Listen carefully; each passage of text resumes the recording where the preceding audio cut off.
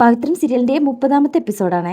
ഗൗരി സ്കൂളിലേക്ക് സ്കൂൾ ബസ്സിൽ പോവാട്ടോ. ഈ സമയം വിക്രം പിന്നാലെ ഉണ്ട് കേട്ടോ. കുട്ടികളൊക്കെ പാട്ട് പാടിക്കൊണ്ടേയിരിക്കുന്നത്. കുറെ കഴിഞ്ഞാലേ പിള്ളേരൊക്കെ ഇങ്ങനെ പിറകിലേക്ക് നോക്കിയിട്ട് ഗൗരിയെ കളിയാക്കണേ. അയ്യേ, നിന്നെ ഒറ്റയ്ക്ക് വിടാൻ പേടിയാണോ വീട്ടില്? ഷെയിം ഷെയിം പപ്പി ഷെയിം എന്ന് പറഞ്ഞ് പാട്ടുപാടി എല്ലാരും കൂടെ കളിയാക്കുമ്പോ ഗൗരിക്ക് അങ്ങ് ദേഷ്യം വരും. സ്റ്റോപ്പ് ഇറ്റ് എന്നിട്ട് ഡ്രൈവറുടെ അടുത്ത് പറയും stop the bus. I say stop the bus. അതില് അങ്ങനെ വണ്ടി നിർത്തൂട്ടോ. വിക്രമും വണ്ടി നിർത്തണേ. അങ്ങനെ ഡ്രൈവർ എന്താ മോളെ എന്ന് ചോദിക്കുമ്പോൾ ഈ കുട്ടി ബസ്സിൽ നിന്ന് ഇറങ്ങി വരണേ. അത് കാണുന്ന ബസ്സിലെ ആയ വണ്ടിയിൽ നിന്ന് വേഗം പുറത്തേക്ക് ഇറങ്ങൂട്ടോ. അങ്ങനെ ഗൗരി വന്ന് വിക്രമിനോട് ചോദിക്കും, നിങ്ങൾ എന്തിനാ എന്റെ പിന്നാലെ വരുന്നത്? എന്താ മോളെ? മോളുടെ അച്ഛൻ പറഞ്ഞിട്ടല്ലേ. ഗൗരി പറയും, എനിക്കിഷ്ടമല്ല, ഗോ ബാക്ക്. അപ്പോഴേക്കും ആ ആയ വന്ന് ഗൗരീനെ വിളിച്ചോണ്ട് പോവാണ്. വിക്രം അത് നോക്കി ഇങ്ങനെ അന്തം വിടും. പിന്നെ ഒന്ന് ചിരിക്കും. അങ്ങനെ കുറച്ച് കഴിഞ്ഞാൽ സ്കൂളിൽ എത്തുമ്പോൾ ഉണ്ടാവും വിക്രമും പിന്നാലെ. കുട്ടി ഇറങ്ങി വന്നിട്ട് പറയും, ബോഡി ഗാർഡ് അകത്തേക്ക് വരണ്ട, പുറത്ത് നിന്നാ മതി, കേട്ടല്ലോ. വിക്രം ഹാ എന്ന് പറഞ്ഞ് തലയാട്ടോ. അപ്പോഴാണ് കുട്ടി അവിടുന്ന് പോകുന്നത്. പോയി കഴിഞ്ഞാല് ഡ്രൈവർ വന്നിട്ട് വയ്ക്കും, ആ കുഞ്ഞിന്റെ ബോഡി ഗാർഡ് ആണല്ലേ. ആ, അങ്ങനെയും പറയാം. അപ്പൊ ഡ്രൈവർ വയ്ക്കും, പോലീസിലാണോ ജോലി? ആര് പറഞ്ഞു? ഇവിടെയൊക്കെ സംസാരിക്കുന്ന കേട്ടോ, അതാ. വിക്രം പറയും, എന്തായാലും ഇപ്പൊ പോലീസിലല്ല, അതുപോലെ. അപ്പൊ അയാൾ വയ്ക്കും, എന്തെങ്കിലും കേസ് അന്വേഷിക്കാൻ വന്നതാണോ? വിക്രം പറയും, കേസോ? ഞാനോ? കുഞ്ഞികൃഷ്ണേട്ടൻ എന്താ വട്ടാണോ? എന്റെ പേര് എങ്ങനെ അറിയാം? വിക്രം പറയും, ഏട്ടന്റെ മാത്രല്ല ഇവിടെ പലരുടെയും പേര് എനിക്കറിയാം. ആ, എന്നാ വന്നിട്ട് ഒരു ദിവസം കൊണ്ട് ഇത്രയും ആൾക്കാരുടെ പേര് പഠിച്ചിരുത്തെങ്കിലേ പോലീസ് തന്നെ ഉറപ്പ്. ഞാനൊരു ചായ കുടിക്കാൻ പോവാണ്, വരുന്നോ? വിക്രം പറയും, അയ്യോ ഇല്ല കുഞ്ഞികൃഷ്ണേട്ടാ, ഈ പരിസരത്തുനിന്ന് മാറാൻ പറ്റില്ല. ചേട്ടൻ പൊക്കോ.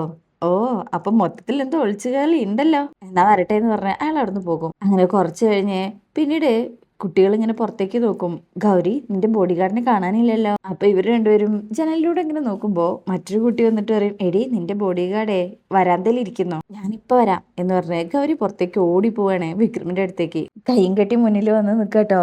വിക്രം ചോദിക്കും, എന്താ? ഗൗരി പറയും, ഞാൻ എന്താ പറഞ്ഞിട്ടുള്ളത്? വിക്രം പറയും, അകത്തേക്ക് വരരുതെന്നല്ലേ, പിന്നെ ഇങ്ങോട്ട് എന്തിനാ വന്നത്? വിക്രം പറയും, അയ്യോ അവിടെ ഭയങ്കര വെയില, എങ്കിൽ പിന്നെ തിരിച്ചു പോയിക്കൂടെ?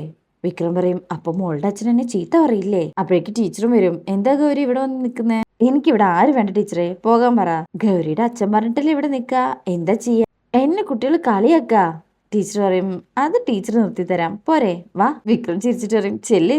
ഗൗരി പറയും, ഞാൻ പൊക്കോളാം, ഇയാൾ പറയണ്ട എന്നും പറഞ്ഞ ടീച്ചറുടെ കൂടെ പോകുമ്പോ വിക്രം ചിരിക്കാട്ടോ. വിക്രമിനെല്ലാം ഒരു നന്നായിട്ട് ഇഷ്ടപ്പെടുന്നുണ്ട്. അങ്ങനെ ടീച്ചർ ഗൗരി മോളെ ക്ലാസ്സിലേക്ക് കൊണ്ടുവന്ന് ഇരുത്തിയതിനു ശേഷം കുട്ടികളോട് പറയും, ഗൗരിയുടെ അച്ഛൻ പോലീസിലാണേ, അതുകൊണ്ടാ എന്നൊരാളെ ഇങ്ങോട്ട് പറഞ്ഞയക്കുന്നത്. ഒരാവശ്യത്തിന് വേണ്ടിയിട്ടാണ്. ആ ആവശ്യം കഴിഞ്ഞാൽ അയാൾ പോകും. അതുവരെ ഗൗരിമോൾ ആരും കളിയാക്കരുത്, കേട്ടല്ലോ. ഇത് കേൾക്കുമ്പോൾ കുട്ടികളെ കളിയാക്കില്ലെന്ന് പറയും.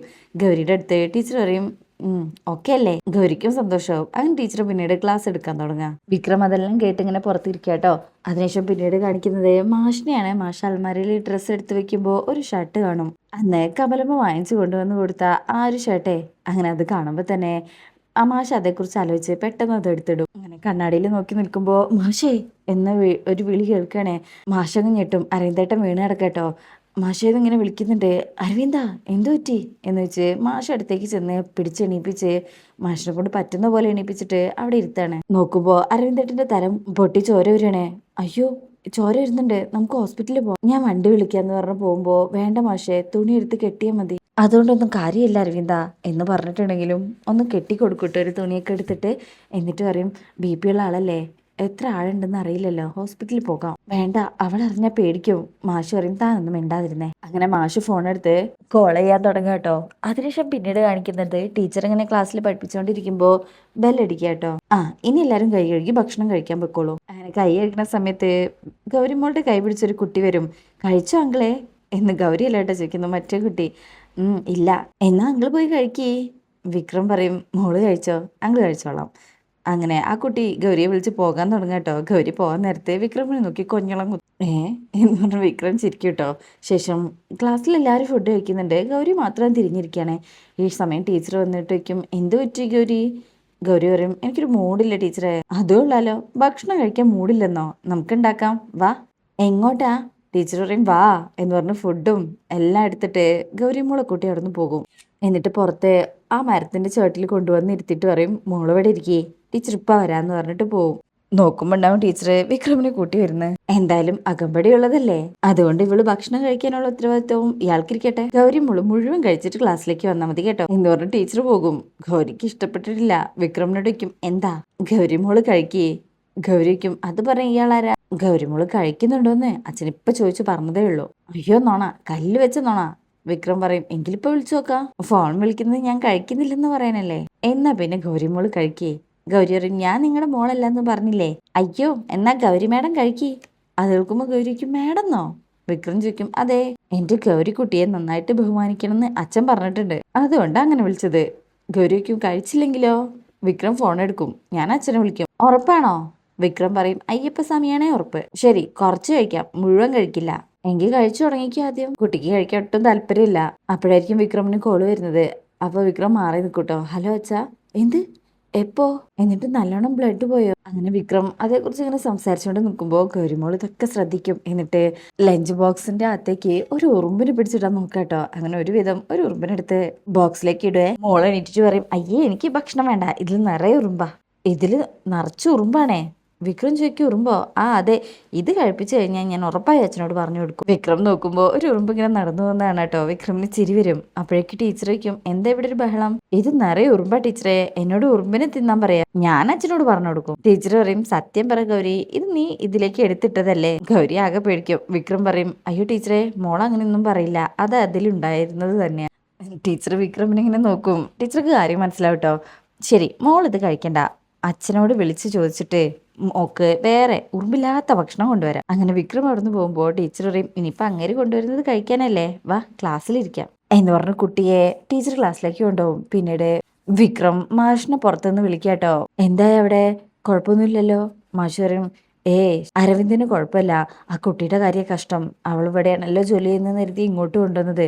കാര്യം അറിഞ്ഞതും തല കറങ്ങി വീണോ, പാനിക് അറ്റാക്കാന്നാ പറഞ്ഞത്, ഇപ്പൊ ഒബ്സർവേഷനിലാ. ഇത് കേൾക്കുന്ന വിക്രം ഞെട്ടും. എന്നിട്ട് പറയും, അങ്ങനെയാണ് ആമിയുടെ കാര്യം. മാഷു പറയും, എന്ത് ചെയ്യാൻ, നേഴ്സാണെന്നൊന്നും പറഞ്ഞിട്ട് കാര്യമില്ല, സ്വന്തം കാര്യം വരുമ്പോ ഇങ്ങനെയൊക്കെ തന്നെയാണ്. ഞാൻ അങ്ങോട്ട് വരണോ. മാഷു പറയും, വേണ്ട വേണ്ട, നീ നിന്റെ കാര്യം നോക്ക്, എന്തെങ്കിലും ആവശ്യം ഉണ്ടെങ്കിൽ ഞാൻ വിളിക്കാന്ന് പറഞ്ഞ് കോള് കട്ട് ചെയ്യും. അങ്ങനെ വിക്രമ അവിടെ നിന്ന് അകത്തേക്ക് പോവാ.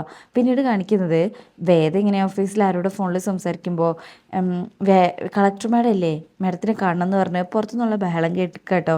അത് കേൾക്കുമ്പോൾ വേദ കോള് കട്ട് ചെയ്തിട്ട് സെക്യൂരിറ്റിനെ വിളിച്ചിട്ട്, എന്താ അവിടെ പ്രശ്നം എന്ന് ചോദിക്കുമ്പോൾ, അറിയില്ല, രണ്ടാൾക്കാർ കാണാൻ വന്നിട്ടുണ്ട്, എന്നാ അവരെ വിളിക്കുന്ന പറയും. അങ്ങനെ സെക്യൂരിറ്റി പോയി അവരെ വിളിച്ചുകൊണ്ട് വരും കേട്ടോ.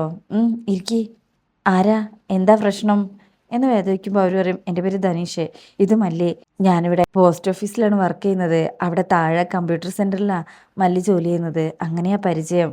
അപ്പം തന്നെ വേദ പറയും, കാര്യം മനസ്സിലായി, എന്താ പ്രശ്നം.